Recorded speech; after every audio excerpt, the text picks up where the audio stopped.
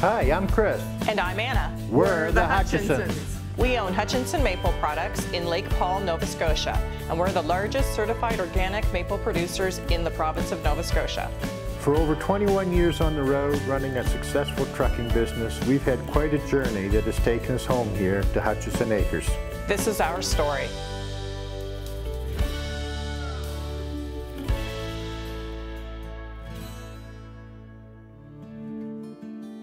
A year has passed at Hutchinson Acres, and a lot has happened along the way. Jasper arrived, stealing everyone's hearts. Just got a new puppy. We got him from the same breeder that we got our original dog Cheetah from.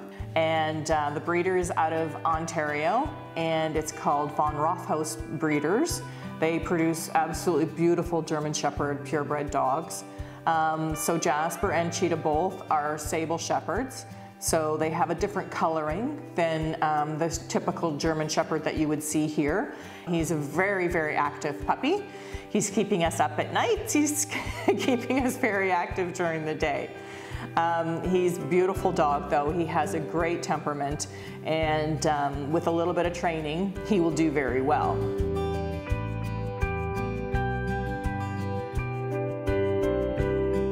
He's a busy little fella, but he has a good role model in Cheetah showing him the ropes. So Cheetah and Jasper, when we got Cheetah, we purposely got a female for our first dog. And so we purposely got the male for the second dog. And the reason being, it seems to be a good mix when you're bringing up two dogs. One takes a motherly effect and has a way of taking some of that pup out of the dog.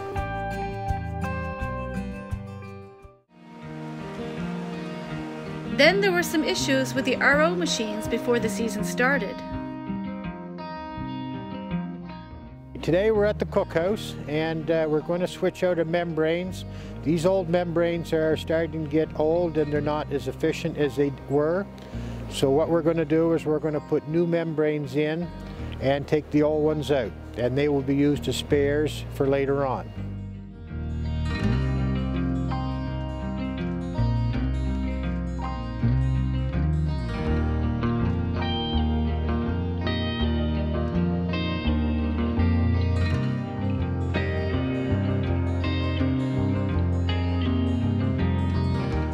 We hit a little bit of a snag here. Apparently I talked with a company, and the company has told me that those membranes are now being made by a different company, and they're a little bit different. But they will work in our RO machine, but we have to have some other pieces to make it work. As you see, we're trying to put the bung in, and it's not working because it's just a shade larger. They are going to send down a new plug that will fit these new membranes, and then we can install them in our new RO.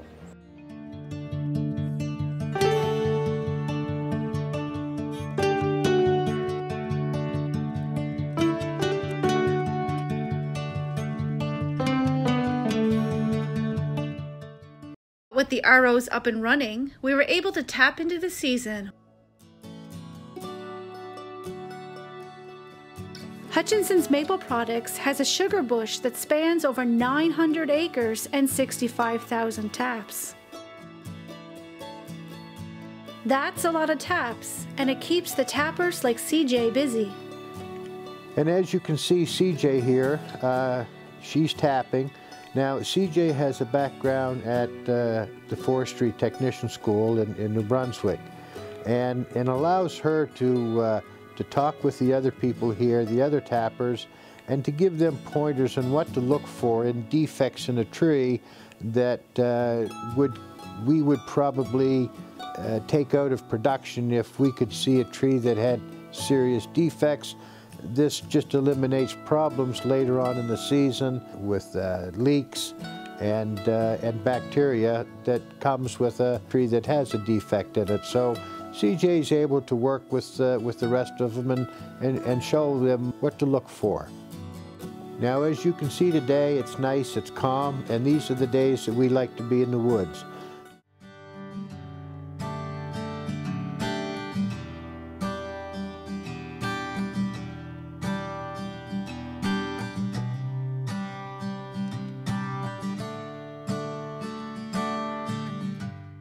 While the weather cooperates, the sap is cooked down to maple syrup.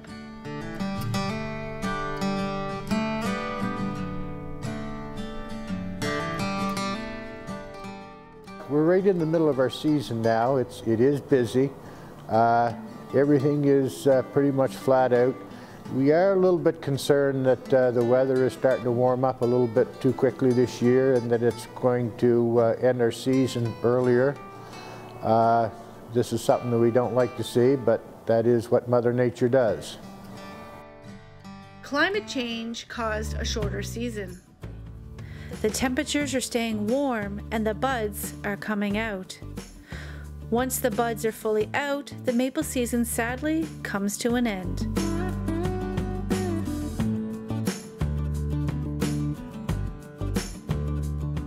Short seasons are an issue for all maple producers in the region. The winters have been increasingly milder. It's a week to 2 weeks earlier. The longest we've ever gone is the first day in May. The season this year was much different. It was down considerably. There's several reasons for it being down. One is, of course, weather, climate change. It does make a difference. Some years it will have a negative impact. This is one of them. Last year it impacted us a little bit. I suspect going forward it will continue to impact us. Despite the shorter season, things stayed busy in the production kitchen as there were increased shipments to the Netherlands and Saudi Arabia. So we just finished our container, a 40-foot container going to our customer in the Netherlands, and that was a big achievement for us. It was a 40-foot container, whereas normally we do 20-foot containers for them, so we were pretty happy about having that. That order came about, it's probably our, I want to say our 4th container for this customer, and we acquired them by visiting them in the Netherlands. They were at that time looking for a Canadian supplier of maple syrup. So we went to sit down with them, talk to them, and it took me probably a good year after that to actually get everything in place to make them happy with the products that we were going to give them. It's a fairly easy transition into the country.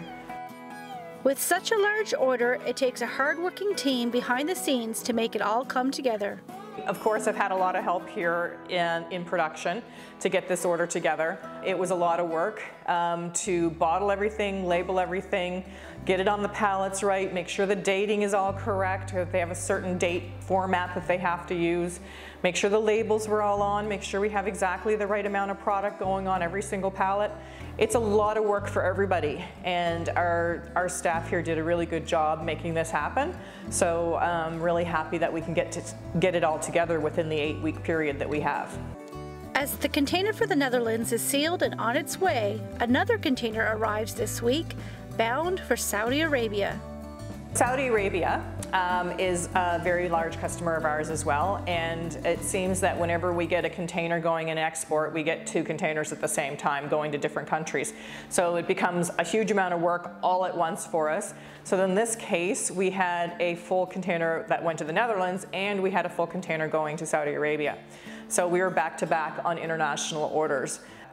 The 2 gentlemen that work for us in the Saudi Arabia, they distribute the product for us.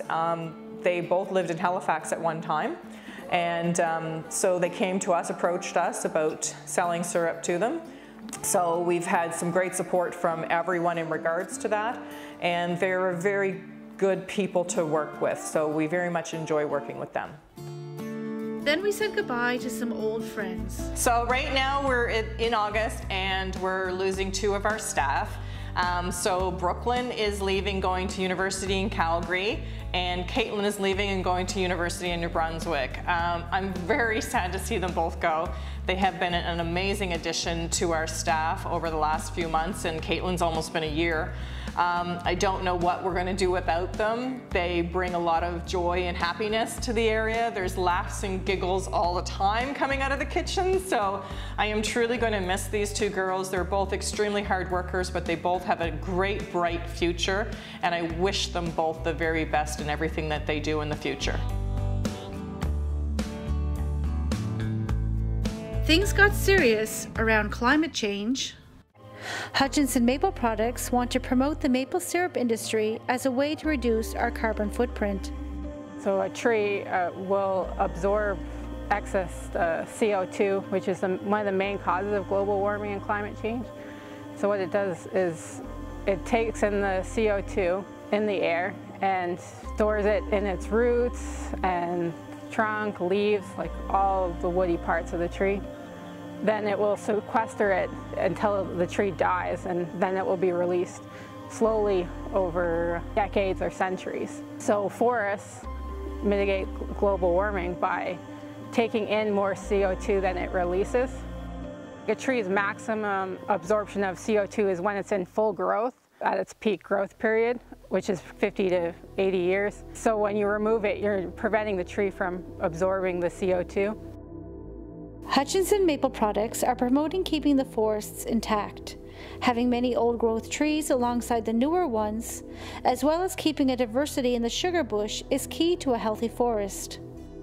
Here's an example here of a maple tree that's over 100 years old, that has years and years, probably 40, 50, maybe even 60 years more left of productive life. This is going to produce a lot of maple syrup in the latter part of its life. So the younger a maple tree, the less it will produce. So as they age, they increase their production and they produce a better quality of syrup, we believe. We have an Acadian forest in Nova Scotia. It is unique. Other growing regions that produce maple syrup have the pleasure of having almost solid blocks of maple. So here in Nova Scotia, we like to maintain at least 10%, more like 15 or 20% in off-species in our woods. And what this does, it creates a good balance in our maple woods. So we don't have just one species of tree that will have problems with caterpillars or something like that in a later date. So this kind of helps protect our woods and keep it good and healthy. A healthy woods is key to reducing our carbon footprint. A tree's weight is consistent of 50% carbon. So like the bigger the tree, the more carbon that's stored in it. And so if you remove it, you're removing like hundreds of years of carbon storage, possibly. So with the maple sugar bush, we're promoting more carbon storage because we have to wait at least 40 years to use a tree. But there was hope for wildlife as we visited the Rehabilitation Center and gave a donation made possible by your support as part of Giving Tuesday. Why did I choose Hope for Wildlife? I have a great love of wild animals, a great love of the wilderness, and I think what Hope is doing at Hope for Wildlife is unbelievable. Colette and I went to Hope for Wildlife and we spent a day there. I probably could have spent a week at Hope for Wildlife because of the animals and just the way that everyone there communicates with the animals and works with the animals. I'm Hope Swinimer, and I'm the founder of the Hope for Wildlife Society. It's been in operation for about 25 years now, and our mission is reconnect people and nature to their natural world. I mean, I've always had a keen interest in the science and biology and our natural world and the ecosystems from a very young girl. And as time went on, when I was in my late 20s, I got a job at a veterinary hospital, and that really is what brought it all together. And the dream became reality. So what started as 20 or 30 animals a year has grown into 6,300 patients a year, and that's just what we're at right now, and we still have a lot of the year left. It was a bright year here at Hutchinson's. We want to thank you all for your generous support this past year, and we look forward to serving you in the new year. Make sure you are subscribed to our YouTube channel so you can follow along with our story.